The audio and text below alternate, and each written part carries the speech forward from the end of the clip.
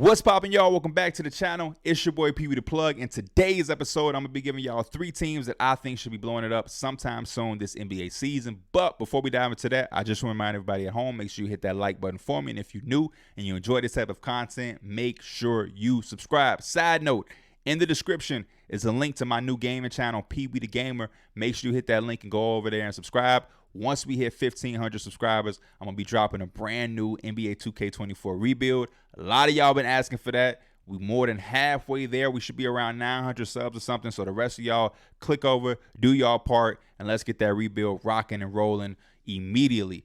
Other than that, I'm happy to be back. Took a little bit of time off, about a week and a half or so. Obviously, my aunt's passing, the holidays, and the end of Through the Wire. Just needed a little bit of time to and get it back together. But we got the new year right around the corner. I'm locked in. I know y'all locked in. Let's get ready and get focused to have another big year ahead of us. Much love and appreciation to all of y'all. But without further ado, let's dive into this video. So right now, currently, we're about 30 games into the NBA season, which is one of the best times in the league. And I think that's because, for me, we start to see the league really take shape. So, for instance, I'm looking at the Eastern Conference right now in front of me. There are about 3 to 4 legitimate contending teams. I'm going to give Miami the respect based off what they did last year because it's the Miami Heat. But then you have the Celtics, the Bucks, the 76ers. And then below that is that tier of just playoff, real strong playoff teams, which is the Magic, the Cavs, and the Knicks. And then you have the quote-unquote play-in teams that are trying to fight for that playoff appearance, which is the Pacers, the Bulls, the Nets, maybe the Toronto Raptors or the Hawks, maybe. And then at the bottom, you have the legitimate bottom feeders of the Hornets with 7 wins, the Washington Wizards with 5, and the Pistons with 2. The league is really starting to take shape. The Pistons should be preparing to scout for 2024, right? They should not have the playoffs on their mind anymore. 10 games into the season, they could give themselves that false sense of hope. You know what I mean? 10 games into the season, the Hornets could really say, hey, we could really do something. 30 games in, teams are starting to say, hey, yeah, this ain't going to be it. And what ended up happening is you have 2 type of teams, no matter where they are in the standings. Well, outside of the top 4. You have teams that say, hey, we should buy. And then you have teams say, hey, we should sell. We see what's going on. We see our trajectory. We see that even at our best, we're not that good. Even on our greatest nights, we can't really match up well with them. We don't really have a number 1 option. In a 7-game series, and I'm looking at the standings, who could we really take down? I don't see a team. And then you have teams that are like, hey, the Magic, we're a young, hungry team, and we should buy. We should get some veteran presence. We should get this. We should add that, some three-point shooting. The Cleveland Cavaliers, man, we've been hanging on. We 18-13 through all these injuries. Last year, we was a top 4 seed. We should buy. Like, we should really lock this thing in. We should really, really take advantage of everything that's going on. I see a team in the midst of the play-in spot that I think should be sellers. And the reason I think they should be sellers is because I think when you're selling in the middle of a season like this, where there's so much parity, it's so wide open, all of those top teams are going to be looking for ways to get a significant advantage over the other teams. The Miami Heat, they're trying to figure out how they can get a little bit more better to match up with a Philadelphia 76ers or the Milwaukee Bucks or the Boston Celtics. It's the same thing going on out west. You look at the top teams out west, Minnesota, the Thunder, the Nuggets, the Clippers, the Kings. The Kings would love to go out on a market and find some player that's available that can really push them up a notch to really feel confident in a matchup against the Clippers or the Nuggets or the Timberwolves or the Thunder. Those are the teams that are really buying. And because they're buying so much, they're going to be willing to pay maximum premium prices for guys like Mikal Bridges. So I look at a Brooklyn Nets team. Let's talk about them for a second. They're 15-16. They're a game below 500. To add some context, I predicted them to be a 9th seed in that area, that realm, before the season started, even before all of the injuries, because they have had injuries. I'll let that be known. They've missed Claxton for 10 games.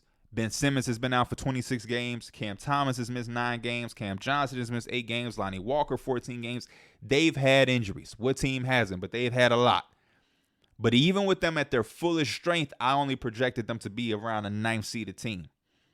And that's because when I look at their roster, I see solid players making up a solid team, getting solid coaching, and playing solid basketball in a strong conference. A really, really, really strong conference. But other than that, they're not that really overwhelming. Right now, if the playoffs started today, they're the 9th seed. They be in a play-in. And if they were somehow to get into the play-in, they would what? Play the Boston Celtics in the first round? Give me Boston. If they magically made it to the 7th seed and they played against the Bucks, dog, give me either one of those teams against the Nets in a maximum 5-game series. That's me being nice. Mikal Bridges is a really good player. But we've seen with the Nets, he's not a number one, and that's okay. He's an all-star level player, potentially could make the all-star game this season. And I think it was a good opportunity for the Nets to get a player like him and see what they have. Because we're seeing now with the Knicks and Jalen Brunson, guys have some trajectory that we don't necessarily see. Guys can get to levels that it's not always as clear as day that is out there. And I believe the Nets, they're tried it with Mikal Bridges. He's definitely playing his best basketball as a more focused player and not just a role player. But when I look at the Nets, I don't see a true number one option there. I really see a good team that is like hungry for a star. If this team had Damian Lillard with the rest of these players as his supporting cast, this would be a rock star team. If this team had some type of avenue to acquire a legitimate superstar and keep everything else intact, this team would be legit. Mikal is your second guy. He's your complimentary co-star. Nick Claxton is behind you, protecting and being able to switch. You have Cam Thomas, another bucket getter. You have Cam Johnson, who is, to me, one of the best complimentary players that you can ask for as a superstar. 3-and-D, legitimate. I mean, out of the corner, he's giving you 50-something%. Then you have Dorian Finney-Smith, the Royce O'Neal. Like, this team would be perfect for a superstar player. The only thing is, forward thinking Brooklyn Nets, how do you get that superstar player? Is there a real way and real avenue for you to go and acquire that guy? I don't think so. I don't think there's a trade out there. Because of whatever trade you have to do, you're probably going to have to give up a Claxton. You're probably going to have to give up a Cam Thomas. You're probably going to have to give up a Dorian Finney. You're going to have to give up something significant to acquire something significant. When you talk about free agency, Cam Johnson just got $100 million. Luckily, Mikal Bridges is on a team-friendly contract, another component that I think that could get you even more value because the contract for Mikal Bridges is so friendly for teams out there that would be looking to acquire him that itself gets you 2 picks. Just that alone is 2-pick worthy. But then after those 2 names, what are you giving Cam Thomas at the end of this season? I could see his Cam asking for $90 million. Easily. Now, is he going to get it? I don't know, because the Brooklyn Nets would then probably come back and say, hey, this is what Austin Reeves getting. You know what I'm saying? Like, you see the contract Reeves is getting, but then he may come back and say, hey, I'm better than this guy. I'm better than this guy. You see how much they're getting? Nicholas Claxton, what is he going to be worth at the end of the year? Before the season started, Spencer Dinwiddie saying this dude was a $100 million player. I don't know if he's going to get $100 million because this year after last year isn't what we were expecting. We wanted to see another step. We wanted to see maybe an all-star conversation guy. He's nowhere near that right now. And again, he's had his injuries, but we haven't seen that. The value and the impact isn't anywhere near what it was last year for Nicholas Claxton on this Brooklyn Nets team. I don't know if it's because there's no more Kyrie and Kevin Durant. I don't know if because he had a breakout season and that's just, maybe we had our expectations too high. I don't know. But when I see this team, I just see a solid team. I see a team that at some point is going to have to make a move and accept the reality of we're not that team. At some point, there's no superstar walking through that door. So for me, what I'm going to do is, instead of trying to fight for the 8th seed in a play-in spot just to get my ass crushed by the Celtics, I'm going to get it ahead of the curve. I'm going to call the Philadelphia 76ers and say, hey, yeah, you guys have Mikal Bridges. You did. You traded him on draft night for Zaire Smith. Have no idea who Zaire Smith is playing for currently. I remember he joined some team this offseason for the G League or something. Hope he's doing his thing, but we haven't heard of Zaire since that trade. You guys can get this Mikal Bridges guy. We need this amount of picks. We need 3 picks, 2 swap. And the Sixers might bite the bullet and do it. Embiid, Maxey, Mikal. Look how they playing with Batum and those guys. You get them Mikal. Oh man. On this amount of money, Mikal Bridges is making $21 million this year. Next year he's making 23. The year after that, 24. If I'm the Sixers, I'm giving whatever the Nets is asking for. And if I'm the Nets, I'm trying to rob them blindly. The Nets don't have a 2024 first-round pick. They belongs to Houston from the James Harden trade. See, a lot of people, they think of the Nets, and it's like, oh, they traded Kyrie, they traded Kevin Durant. No, they don't have an abundance of assets like you think, because they had to give up some way back to go acquire some of those guys. So they don't have a pick this year. They're going to have a pick next year from Phoenix. 2025 first round pick, but they won't have their own either because Houston has that as well. So you can load up and rebuild that and have a real surplus of assets. Not only is it Mikal Bridges out here that you can give up, hell, Dorian Finney-Smith, the Orlando Magic would take Dorian Finney-Smith. The Knicks would probably call for Dorian Finney-Smith. The Heat would ask for Dorian Finney-Smith. The Bucks, I don't know if they can afford him, but they would want Dorian Finney-Smith. The Nuggets maybe would want him. The Kings potentially. The Mavericks might want him back. Like, there isn't a team that's trying to compete that wouldn't want Dorian Finney-Smith. Royce O'Neal. Hell, are y'all that convinced with Cam Johnson, Brooklyn? Cam Johnson, 6'10", shooting 50% from corners, being able to guard 4 positions. What team that's pushing for the playoffs wouldn't want him? Now, I know he's a little pricey. $25 million this year, but it goes down. 23 next year, then 21, and then back up to 23. It ain't that damn expensive when you look around the surroundings of the league. Top role players come at a premium. But I look at all of these different things, and I just look at the Nets as a team that I say, hey, they should really blow it up. Me personally, I would trade everybody I named besides Cam Thomas and Nick Claxton if I'm the Brooklyn Nets. I'm giving Cam Thompson free reign. You showed us last year and even before in small glimpses. You came out this season on fire, looking like a legitimate guy who can really score and carry an offense. Nicholas Claxton, you showed us signs. We're going to invest in that. We're going to come to a middle ground. If you are a $100 million player and you show us that, we're going to write that check. And we're going to have Cam Thomas and Nicholas Claxton, a bunch of assets. We're going to forward our cards. We're going to head to the scouting department for whatever we're going to do draft-wise in 2024, and we're going to push forward that way.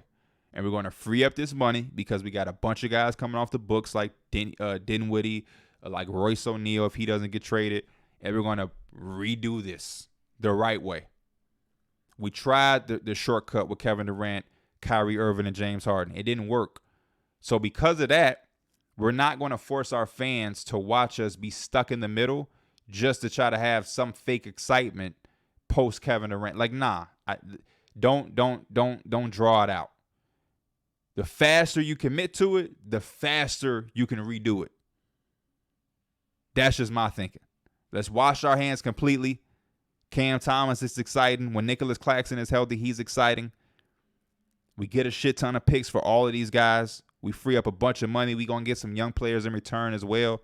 And we can have a whole new situation. Ben Simmons is off the books in a couple years. His $37 and $40 million contract ain't helping us make any moves financially. Like, there's just so many things that's tied up with the Nets right now over the next year or two that keeps them stagnant that I would just get ahead of the curve. So I look at the Brooklyn Nets and I say, that's my number one team that I say, blow it up, man. It ain't because you're the god-awful. It ain't because you're doing anything wrong. You lost Kyrie. You lost Kevin Durant. You lost James Harden. There's no need to feed your fan base the idea of doing anything astronomical with Mikal Bridges and Cam Johnson. I'm sorry. They're really, really good players, but they're not guys that are taking you anywhere far unless you find a way to acquire a superstar. And I just don't see how you can do that. So get ahead of the curve. Right now, the Nets are 23rd defensively. If this team was going to ever have any success, it was going to be on the defensive side of the basketball. That's what all of us thought at the beginning of the season. At full health, you got Mikal, Ben, Claxton, Finney-Smith, Royce O'Neal. Like, this team was supposed to be really, really good defensively. 23rd is disgusting. Like they're not going to be a really, really good team or do anything in the playoffs at a crazy level by trying to be an offensive team. I'm sorry. But Brooklyn Nets get ahead of the curve, get the people what they want, and that's a rebuild.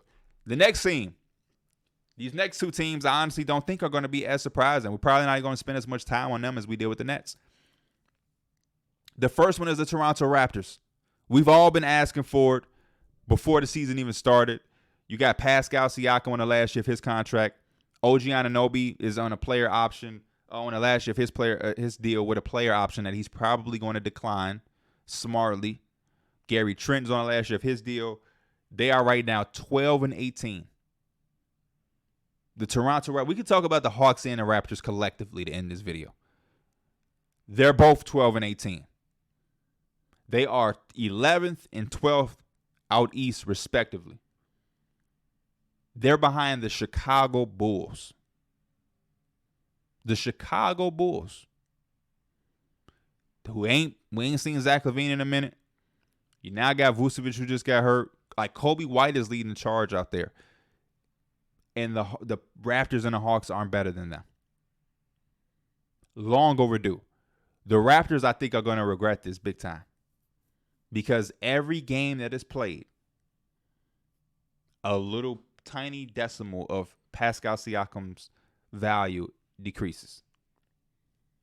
To get the maximum value that I think you could have got, you probably had to trade him last year. Because who's really investing that much on a guy on the last year of his deal? He could come to your team. It could not work out in 25 games in the playoffs, and then he can say, hey, I want to go somewhere else any fucking way. Who's giving up 3 first-round picks for that? And if you're the Raptors, you'll be a damn fool to get no picks or get nothing in return, quote-unquote, play the season out and just watch him walk. That would be stupid. You're 12-18. You're not even like the Nets, who are 15-16, or the Pacers at 15-14. You can't even really have that much hope. 12-18 is disgusting. The brightest thing about this team is Scotty Barnes. And that's another reason why I would have been done this. The only young talent you have on this roster that gives you any hope or excitement is Scotty Barnes. Yeah, you got Grady Dick, but we haven't seen anything from Grady this season so far. And yeah, over the next couple of years, he may grow into something. But as of right now, I just don't see with this average, mediocre, as Anuki has called it, mid, what are they doing for you? And you talk about the future and draft picks. 2024, that's a first-round pick that's protected, 1 through 6 to San Antonio. So if this team ain't at the bottom of the bottom, which they're not, they could lose their first-round pick this year. Same thing with 2025. You know what I'm saying? So like, I'm sorry, that's not true with 2025. That's the Hawks. But I just don't understand what they're doing. I liked them at the beginning of the season. Scotty Barnes was really doing his thing, but then Pascal was starting off slow. It don't seem like either one of them can both have their shit going at the same time. OG Anunoby, I don't even really hear like I used to be here. Like, there was a point in time where OG was a hot name, man. You couldn't go anywhere and not hear the name OG Anunoby. That has kind of quieted down a little bit. I'd still know he would be a valuable guy on the market, and teams would love to get him because he's going to defend and he's going to shoot threes, and he's going to complement your star player in the midst of a playoff push. Damn sure the King, like Sacramento, would love OG Anunoby. I think. You know what I'm saying? So I just don't understand the philosophy. I don't understand the thinking. A lot of silly shit has been coming out with, like, their coach said if they go on a win streak, they can buy them dinner. Like, these are multi-million. I don't think Pascal needs anybody to buy him dinner. Defensively, the 17th. Offensively, the 18th.